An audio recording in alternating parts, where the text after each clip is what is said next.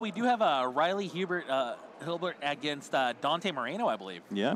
So I know a ton about Riley. He's an Ohio player. He plays a lot with Andrew Mahomes, and they just test nonstop. They're fantastic players. He does a lot of streaming as well. He had his huge breakout win in Dallas. He had an expanded regional that he just did fantastic with Zoroark, and that's just. He's kind of been able to just pick up any deck from that point and showcase that he is one of these great players. Okay.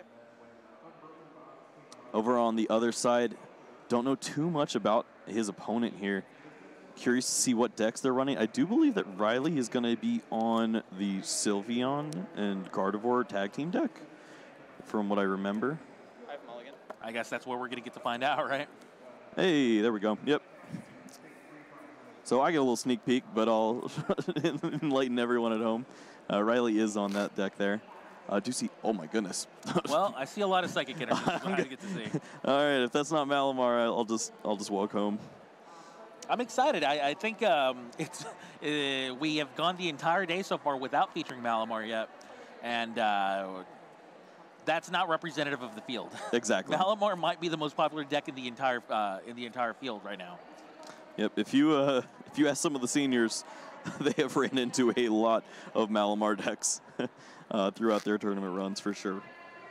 And so have the Masters, as Malamar, specifically in this format, seems to be poised to really do a lot of damage.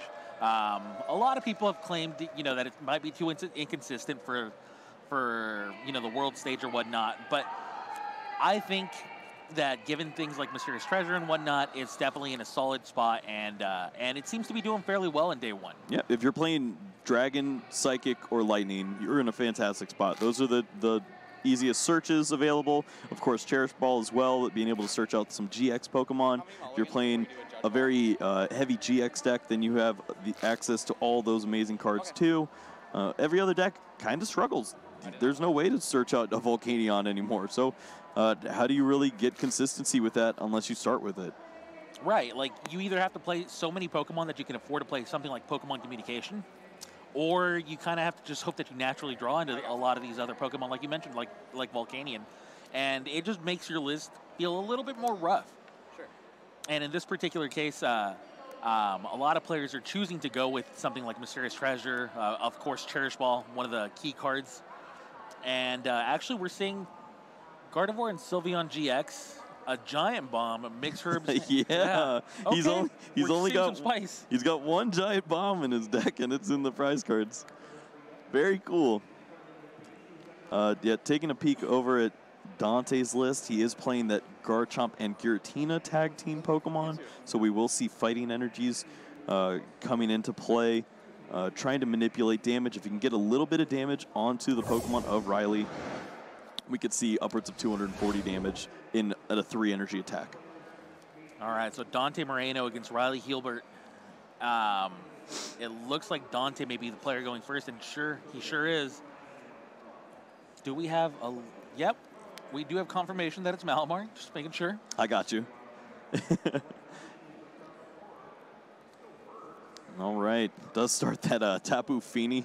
It's not a tech that you want to bring out in this matchup per se. It's mainly for the fighting or the fire guys.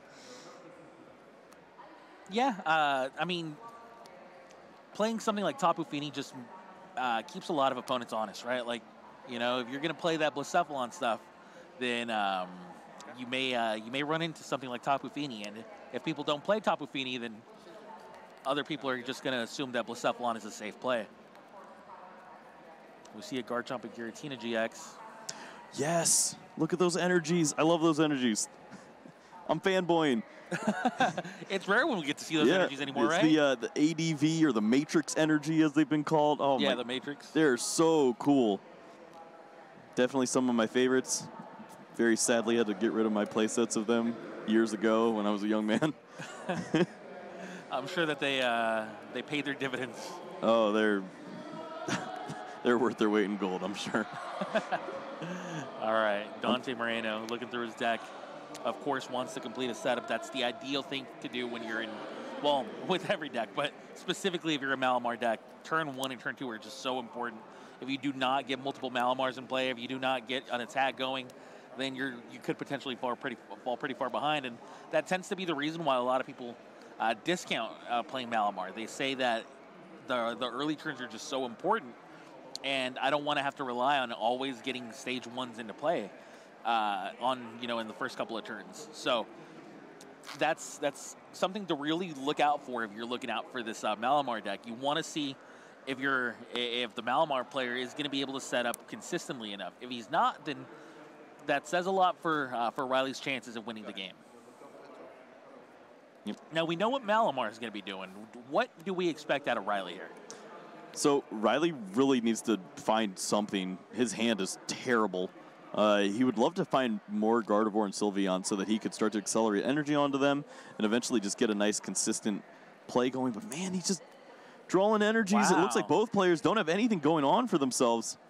Yeah, it really does. It seems like both Dante and Riley are forced to just kind of, draw go.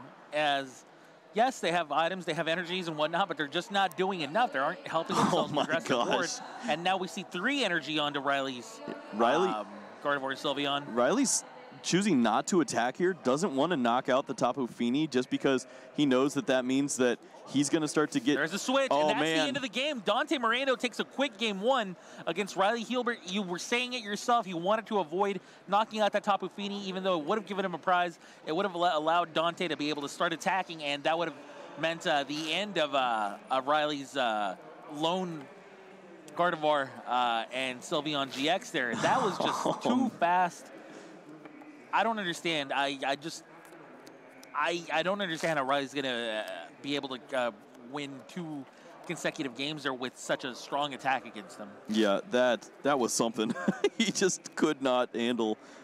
Even his opponent not having supporters, right. he just needed to have something going for himself. Just wasn't able to fend off the Giratina and Garchomp. I mean, that really just goes to show you how powerful Garchomp and Giratina really is, right? Yeah. And Riley knew it. Riley tried to avoid playing into it. He gave himself the best possible chance at it, but a timely switch was enough to spell defeat for Riley Hilbert there.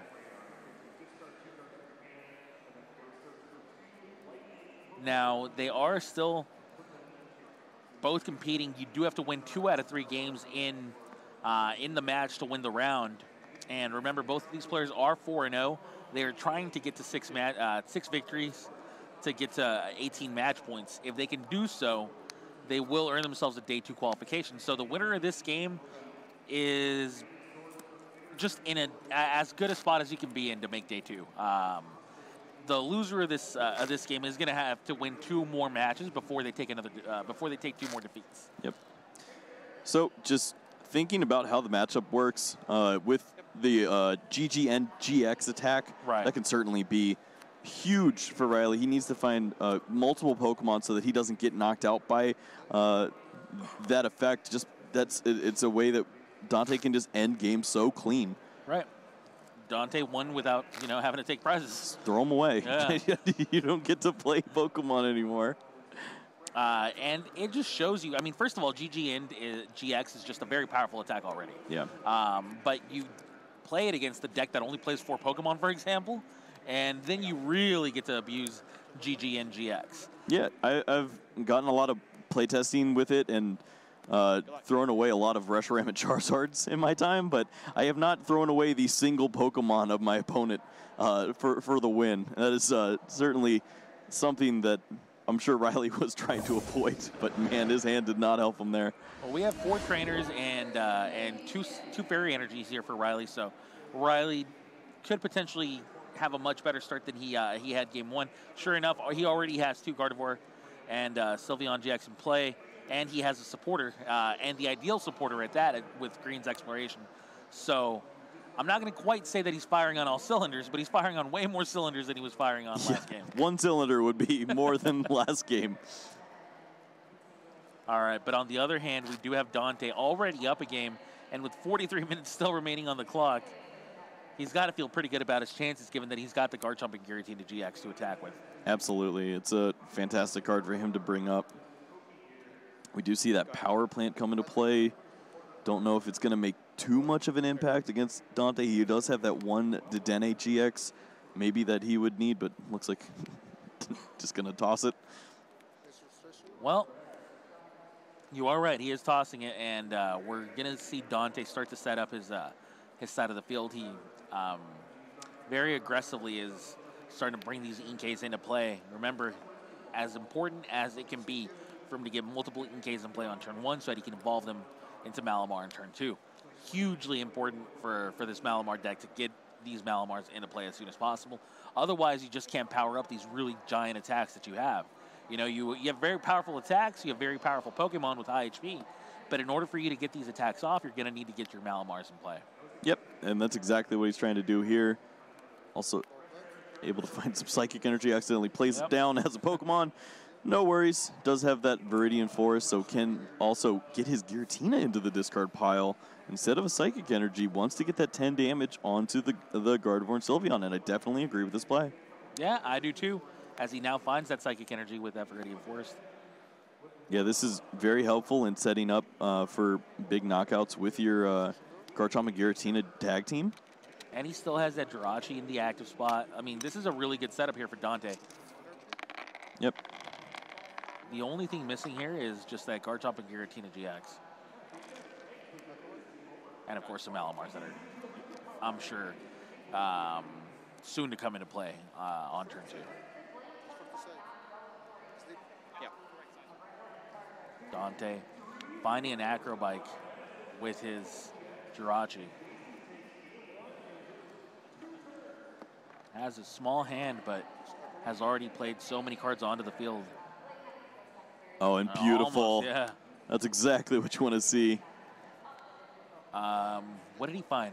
He found another Psychic Energy, so okay, nice. Certainly good for him there. Not being too greedy. Gets the Psychic in the discard. Nicely done there. All right. Jirachi stays asleep. And now Riley's turn to come out and play. Yep. Seen a lot of Coach Trainer over the course of this tournament. A lot more than I was honestly expecting to see. Right? Yeah, same here.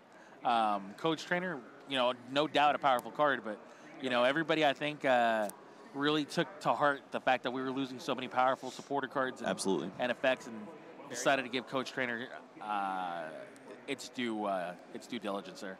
Yep. Just very consistent. Most supporter effects generally get you 3 unless you have to do some interesting workaround. With this, having a tag team Pokemon in the active spot's not very hard for a lot of these decks to do. So getting 4 cards for having that simple activation is fantastic. Now Dante gets to start his second turn of the game. We see some more psychic energies hit the discard pile. Yep, uses that Viridian Forest, discards the Psychic Energy, chooses not to use the effect of the Viridian, just gonna shuffle in with Cynthia, get 6 cards.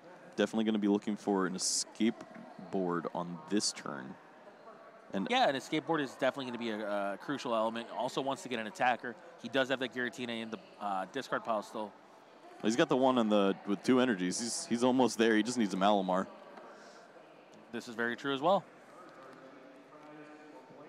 Finds that escape board. Looking for Mysterious Treasure.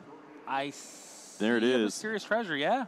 There it is. So he will be able to find himself. Communication well, he does finds it communication, too. Yeah. But he will be able to find himself a Malamar there because of either of these item cards. And of course, Jirachi does fall asleep. It's a really tiring ability. I mean, you're wishing upon a star right there, right? With your Stellar Wish. Makes no difference.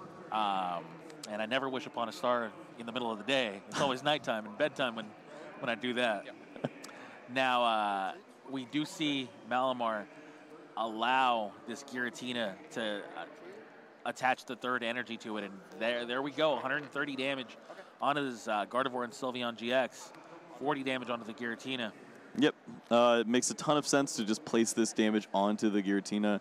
You know that your opponent is going to deal damage in increments of at least 150, so if you got 130 hit points, just throw it on. Who cares? Dante playing this extremely well, and so is Riley at this point now, healing 50 damage off of the Gardevoir and Sylveon. That still leaves it with 80 damage, but it's now feeling a little bit healthier, right? Like at this point, you start fearing things a lot less. Now he still has a little bit more heal available to him if he wants to go that route. Chooses not to, and actually just takes this knockout on that Giratina. I like that. Yeah, he's so if his opponent decides to get aggressive, can pull out the Garchomp and Giratina tag team. He doesn't want to waste the heal, essentially. I mean, I guess he could set up a spot where he can't get knocked out then. Maybe that is better. It's tough to call. Right, I mean, he would have left himself. If his opponent does go with the easier route, which is just getting another Giratina into play, this is the better line because you don't want to heal off all the damage and then just get set up for another 2-shot. You'd rather make it a 3-shot. Yeah, really the only way that this kind of backfires is if your opponent kind of uses something along the lines of like a reset stamp and then deals, say, 130 damage to you. Then you start feeling a little bit foolish, right? But agreed. Yeah. But that's just very unlikely to happen this early in the game. Like, I would probably save my reset stamps for a later portion of the game, and that allows Riley to kind of safely hold on to these cards in his hand. Yeah, Dante is also only playing one reset stamp from what I've seen, so he's going to have to time that out pretty perfectly. Yeah, it just means that it's that much more difficult for him to pull the trigger on actually playing the reset stamp. Yep. Now, Dante, still going through his turn. Will he be able to do anything besides just deal 130 onto the Garchomp and Giratina? Or, I'm sorry, Garchomp and Sylveon. Gardevoir. Yeah, there's so many Garchomps, Gardevoirs, Giratinas, and Sylveons that at this point you can probably expect for me to make this mistake. The big guy in the active spot. The big tag team Pokemon with a whole lot of hit points and that deals with a lot of damage with its attack. Welcome to Pokemon, everyone. All right. Cool. All right, we see the tag switch coming in. Okay, well, there is that tag switch. Able to put all the energy here we go. Onto the Gardevoir, and now a super scoop up into heads. Well, that does not go in the discard pile, but he'll figure it out soon enough. That was a huge flip. Yeah, I think he's figuring it out right now. He's like, where'd my Gardevoir go? Like, wait. Huh? No? I could have sworn I was going to bench it right now. Can I keep that? Yeah, there we go. Yeah, one GG end would make him feel like a real sad boy if he did not have that in play. Green's Exploration now being the supporter of choice here for Riley. Man, Green's Exploration is so powerful when you can find yourself double custom catcher out of nowhere.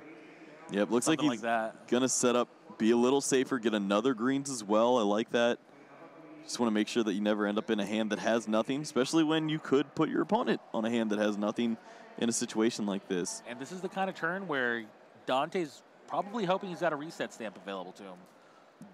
So in a situation like this, do you go custom catcher onto Jirachi and then take the hand completely out, or do you take away the threat that is the Giratina?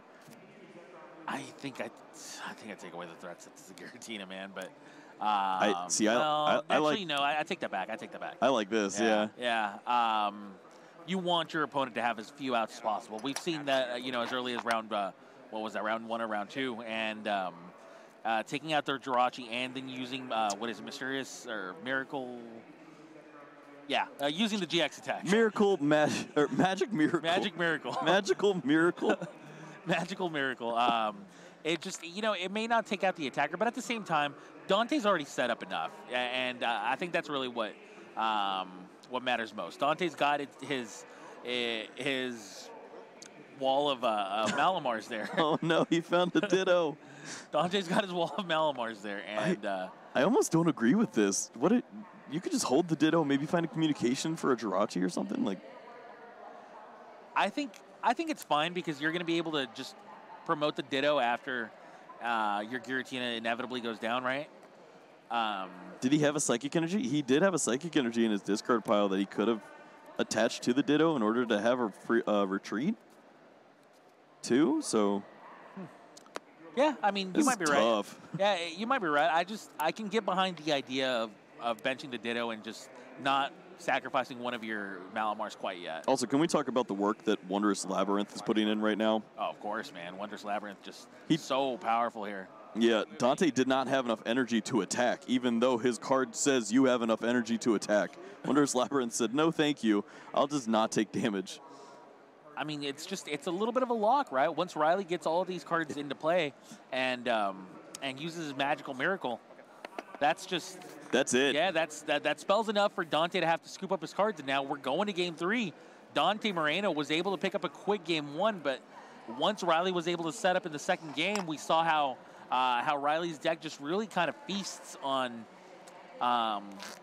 slower starts from other players. And despite having triple Malamar, he eventually got the 6 energy into play, did Riley, and Magical Miracle correctly choosing to go after the Jirachi meant that Dante just needed too much help from a single draw, and it just was not provided.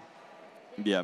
Mr. Hulbert is doing some work. And honestly, when you look at this matchup on paper, it looks like Riley should dominate. He's got an opponent that chose to play a tag team Pokemon that's weak to Fairy. He can just go up and do a Kaleidostorm, take a huge knockout, and he's in a fantastic spot.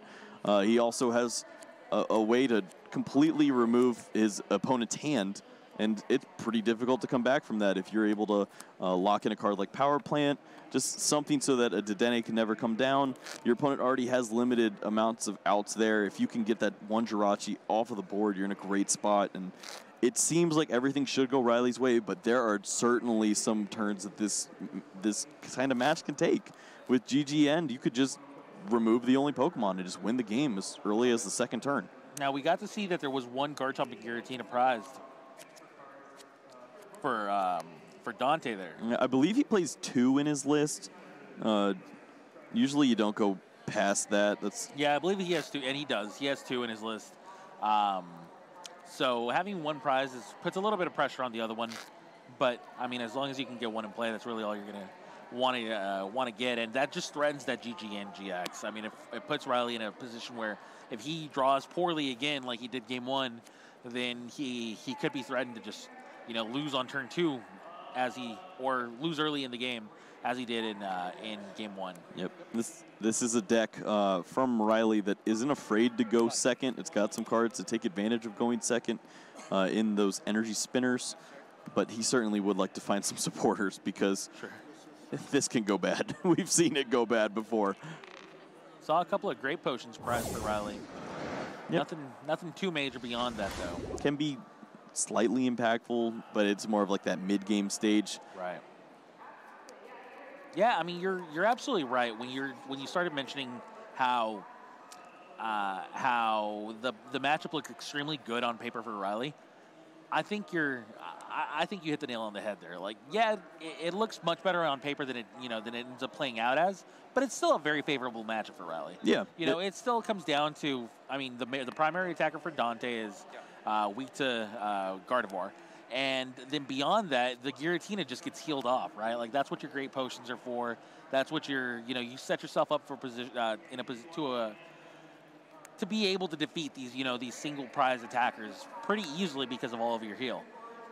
So I believe that Riley is in a pretty good spot. However, we've seen how the deck sometimes. Yeah, before we talk about his good spot, the deck is certainly in a good spot. This current game, if he didn't top deck that Gardevoir, he was in a terrible spot. His hand is terrible. He has no way to get through his deck. He did not find that greens, and this is an issue with decks that are built around greens exploration. If you're trying to work without abilities, you aren't going to have a way to accelerate cards if you don't have them in your hand already. We see a couple of Malabars right away from Dante, though. That is really huge for him. He's not, he's not slowing down here. Dante is, he needs to get an explosive start. He knows that, that Riley's start has not been very aggressive.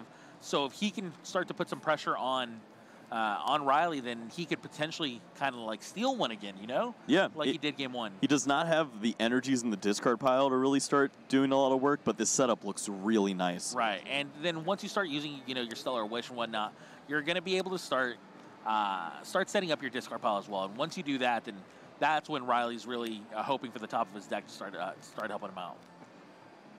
So, from a sheer aggression standpoint, could use Pokemon Communication, find a Dene, and just roll. Sure. He'd be looking to find some Psychic Energies, but his opponent really hasn't done anything. He has 0 cards in his discard pile, so maybe you don't feel like going aggressive. We'll just have to see what he chooses here. And yeah, it looks like just going for the Giratina there. Okay, so not going as aggressive as you potentially suggested he do, but at the same time, he doesn't necessarily need to go aggressive quite yet because Riley's hand is shown to be very slow. But I would like to see him turn the gas up, for example, as soon as possible, because then that just puts way more pressure on Riley to start setting up faster. Yeah. Sure. So we do see Switch come down. The Giratina is in the active spot. Chose not to take the energy from his Malamar, so he's just going to go up with no energies. Sure. Just pass the turn. Super curious. Yeah, that was really interesting. Now, Riley, though, just has a very quick turn himself. Yeah. Riley's, get these fairy energies out of my deck. I need to draw a supporter right now. What's awesome is every time he does that, he thins his deck out more and more. Exactly. And gives himself better and better odds to start drawing out of this spot. So like I said, Dante didn't have any real pressure to employ yet, but he does want to do it as soon as possible because the window starts to shrink for him, right? Yeah. Right now, the window's wide open, but the moment that Riley starts drawing better and better, then Dante's window for victory just kind of starts to dissipate and disappear. Yeah, we are 1 greens away from Jirachi being knocked out. A potential scoop up flip, of course, but this game could get ugly real fast. All right, Dante Moreno finally gets an energy on the field, and that's it. That's all he had. This is so Very slow. reminiscent of Game 1. Oh, But this time around, Riley with the super scoop early. Up. Gets All right, it. there it is. It heads on the super scoop up. We're now going to be able to see some Kaleidostorms. This is dangerous. It really is. You take the knockout, then spell tag moves the damage to you. It is a dangerous line of play. Yeah, I think you put 2. You go 2 and 2, I guess, right? Oh, going 4. He put 40 on the active. I think both lines of play are fine right now. I think that it's still early enough that both lines of play have a lot of play to them. Now we see another Malamar play, and Giratina coming right back. This is exactly what Riley wanted to see. If a Giratina, Garchomp Giratina came out, he would have probably felt like he was in a really bad spot. He doesn't want to take a knockout at this point in the game. He hasn't been able to find any supporter cards, so just seeing a Pokemon come up and do 130 damage, it's not the end of the world for him. All right, so Jirachi wishes and then switches. Wishes and switches. So and he then has, Cynthia does draw 6 more cards for Dante. he has not played his energy for the turn, right? So Right, that's correct. He is looking for the energy off the 6 cards here. Yeah, I mean, something like Viridian Forest, Energies, all these cards are going to be very important for him at this point. Yep. Also could be a fighting energy as well. Would not be a big deal. There's the energy Yeah, right away. definitely And sure finds- enough, I mean, it was almost expected that he was going to hit that. Yeah, 4 of them. Yeah. Easy. Acrobike, though, he's not done with his turn quite yet. He did show Riley the bad news, but now at this point, he also wants to start setting himself up for future attackers. And there goes another Psychic Energy into the discard pile. Yeah, that works out great for him. Yeah. You see that Tapu Fini just kind of like being really annoying on the bench there? You would have preferred for it not to be there, of course. Yeah. But If you could pick your ideal bench, you Yeah. don't have him there. but beyond that, like that's really one of the few weaknesses that Dante's board has. This is so hard to watch over for Riley. He's just trying to thin through his deck as best he can. Just get Energy out of spinner. here. Where's my greens? We've seen Energy Spinner just be an absolutely brutal card, but in this particular case, it just seems extremely feeble. It's just worse, Professor Letter. Yeah. All right, another super scoop He's up. good at these. Yeah, this time he gets another heads, too. He is extremely good at these. I don't know if that's something you want to be known for.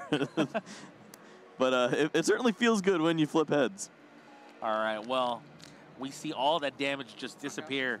And another knockout onto this Giratina. That's 2 knockouts now for Riley. Yep, no spell tag either, so that means that this Gardevoir and Sylveon is going to be relatively safe. And don't see any way that it gets knocked out this turn. That is the most stubborn Giratina that I think we've seen I'm so back. far. All right. It's almost like it's going up against like the Mike Tyson, right? It's just you get knocked down, you get back up again. Just doing some rope-a-dope. Over and over. And you're hoping that you can just tire that Gardevoir out. But it still does not seem to be very tired yet, as there's 2 Gardevoirs with 2 energy on them apiece. And that's just too many attackers that are threatening Dante right now, and he just doesn't have the damage output quite yet to really combat this, especially if Riley's able to super scoop up it away every time. Yeah, with the addition of tag team Pokemon to our game, just having the availability of super scoop up is huge. Having so many hit points, that means you can stack a lot of dice onto a Pokemon. If you can remove all those dice, your opponent's probably not going to be very happy. All right, Giratina's back, and it's, just once again tickling away at, here we go. This is big. All right, he does find himself a way to start drawing out of this, and sure enough, I believe that's a coach trainer. Yeah, that's going to be 4 cards. That means that Riley certainly could find some impactful cards here. If he's able to find another super scoop up, this could be huge. All right, he's going to allow himself to draw 4 cards right now. 4 cards in one single turn. That's basically the equivalent of everything he's drawn in the entire game up until now. It's a super Sharon. Yeah. All right, 4 cards drawn. I believe he found just a couple of tag switches, energy. Not too much help. I saw one of the mixed herbs, I believe. Okay, there was a mixed herb. And he's got a second one in hand, so could remove. Yeah, that could be huge. A pretty fair chunk of damage, and if your opponent is only going to be using Giratinas, that would be very helpful. 90 damage removed, so he could put himself at 50. 210 damage is going to be something that only Garchomp and Giratina could hit. All right, so that does make you feel pretty safe if you're Riley. So he is going to go ahead and play both mixed herbs, get that second effect from that mixed herbs card. We now see a 3rd Gardevoir. Just in case his opponent is able to set up a GG end where he removes 2 Pokemon, just make sure you got a 3rd. It's always a great idea.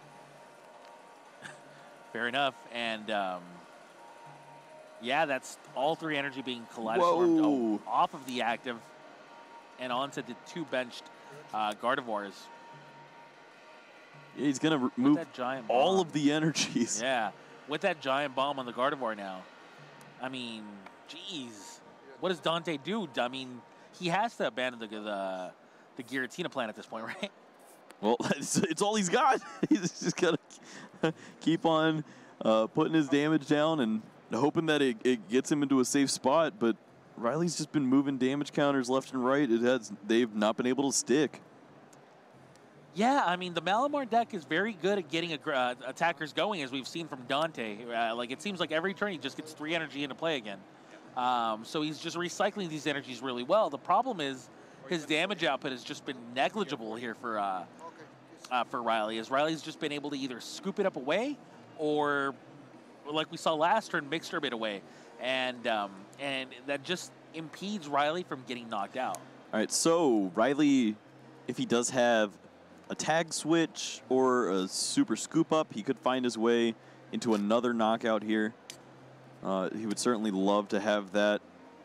Obviously, scoop up would be fantastic if he could get another heads. That would be just back-breaking here for Dante. I believe he's got 1 left in his deck, so he could still find it. Would still have to flip heads, but he could still find it. Flip it's almost heads. Assumed. Yeah. It's almost assumed. It reads as Acerola. Tag switch. Yep. Tag switch has already been a powerful effect, but in this Gardevoir deck specifically, it's just beautiful. There's Yep. another Kaleidostorm, 150 damage, knocks out that Giratina. We've seen this before, and all the energy goes away. Yep, just going to move around these energies very wisely, taking the energies off the one with 2. It just means that Dante has to get a little more creative with the damage placement from Spell Tag. Now Dante just once again has the same kind of field that he's had for the last few turns. Seems like every turn we've seen the same line of play from Dante, which is just bring back that Giratina, tickle away at one of the Gardevoirs, and then... That's the attack, right? Tickle? Yeah, at least it feels that way. And then Riley just heals it all off, you know? I've never seen a less ticklish Gardevoir than I'm seeing right now. Except for your Monferno. That's, oh, man. Oh, it's too soon, Kyle. All right, Dante now playing an Acro Bike. Reset Stamp is going to be the card he found. Anytime you lose a fighting, it's never coming back. But that has not been the game plan for him. He has to keep using these Giratina.